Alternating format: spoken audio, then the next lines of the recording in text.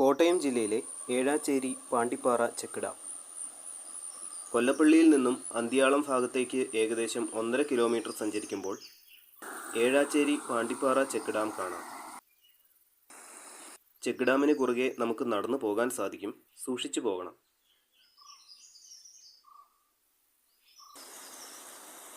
രാമപുരം ഗ്രാമപഞ്ചായത്ത് ജനകീയ ആസൂത്രണ പദ്ധതിയിൽ 1999 നിർമ്മിച്ചതാണ് ഈ ചെക്ക് ഡാം.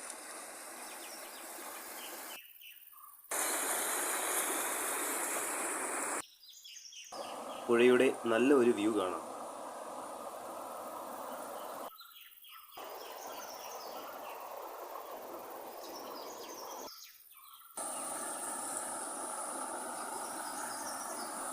പാലായിൽ നിന്നും 6.5 കിലോമീറ്റർ ദൂരത്തിലായാണ് ഈ ലൊക്കേഷൻ.